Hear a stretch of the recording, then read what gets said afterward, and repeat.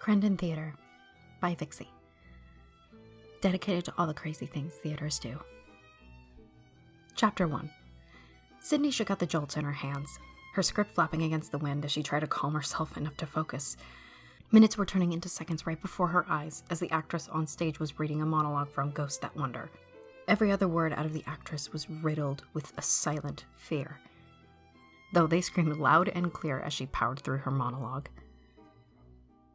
Sydney tried to take her mind off the spotlight, though her mind had already processed every way the scenario could possibly crash and burn before breakfast. The backstage area was dimly lit, but accommodated with water and a series of other people looking for their moments. No one said a word, or even looked at one another. It was the eerie reality of auditions at the illustrious Crenden Theater. Everyone is your enemy. The Crenden Theater has more history than most of the shows that get put on here. It was created in the early 1800s by the Crenden family, hence the name, and has been in their possession ever since. Not only has the family been in charge of the theater, they also approve the funding for the shows that get put on. It wasn't uncommon to see some of them wandering the halls, spying on all the different departments of the theater, making sure that their investment wasn't going to waste. The Crendens are an aristocratic family, dating back to Sir Gerald Crenden, an overseas goods trader. He struck a deal with a Taiwanese businessman interested in sending some canned goods over to America. A few months of working together, and Sir Gerald was greeted with a series of gold payments. Years later, he ordered the construction of the theater after his wife was diagnosed with terminal tuberculosis. All she ever wanted was to see one last performance of her favorite show in the fields of London. Fast forward to today, Sir Ian Crenden is currently the head of the illustrious family. At 26 years old, he seems to be constantly getting taller each time you see him. Much like the rest of his family, he clocks in at a long 6'4". Ian took power over his family's business shortly after his parents were, attacked while closing a new venture overseas.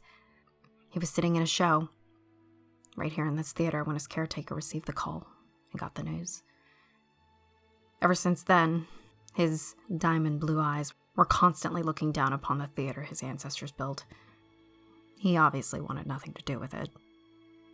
The theater itself was the pinnacle of classic Hollywood theaters. The deep gold ivory-inspired borders cradled across a series of dark maroon, crushed velvet walls.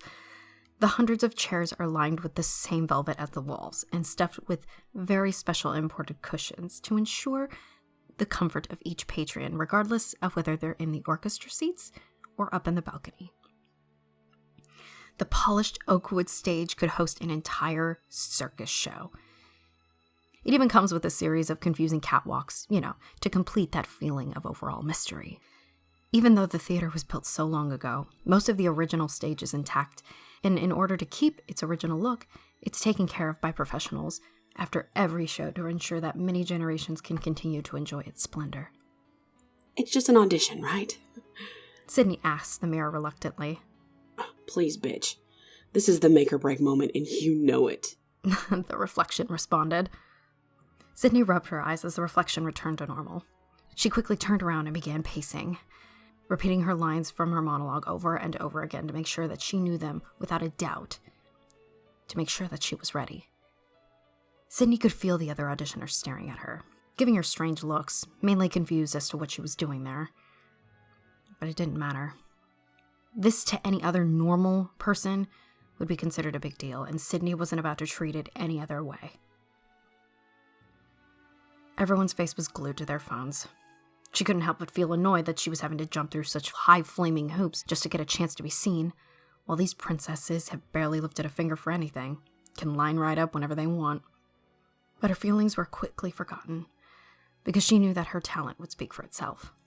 The auditioners were the same each year, stuck-up teens who think their parents' money and power would guarantee them a spot. And for a majority of them, they're not wrong. There was rarely a time when someone actually panicked before setting foot out on that stage. More sweat and tears have been shed on that stage than off. As Sydney scanned across the line of auditioners, one of them literally towered above the rest of them. And of course, he was one of the most relaxed people in the room. Sir Adrian Rubyton of blah, blah, blah. That's how he addressed it, at least.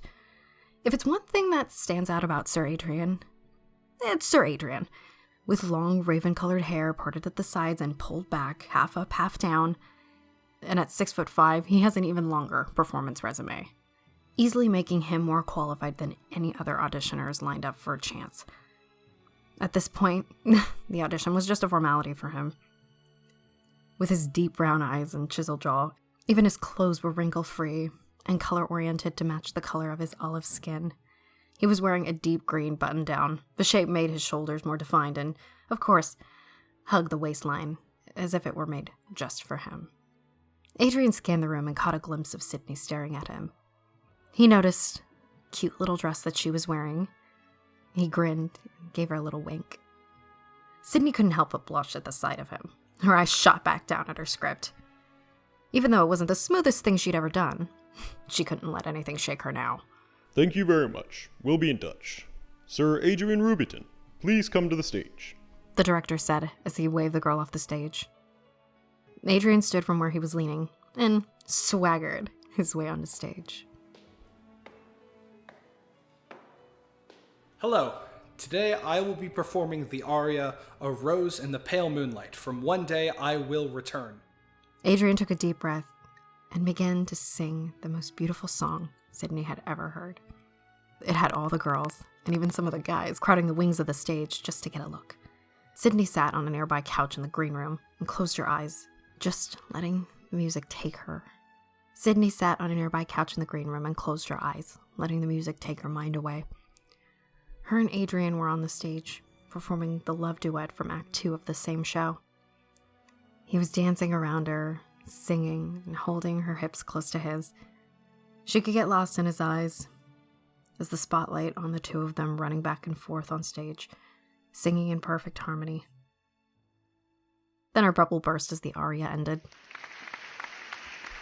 A series of applause echoed throughout the theater as Adrian bowed his head slightly and gave another smirk to the director. He took another deep breath and began to recite the love confession monologue from Act 2 of One Day I Will Return.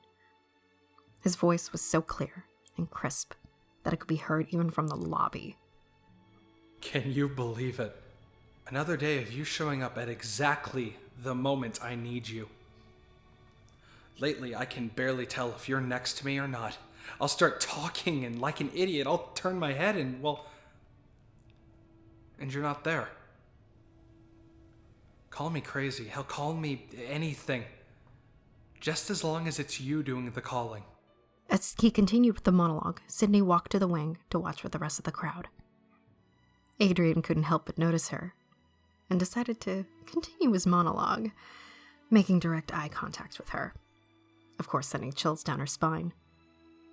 She quickly turned around and went back to the couch. Her face was once again hot with the idea of them doing that scene together.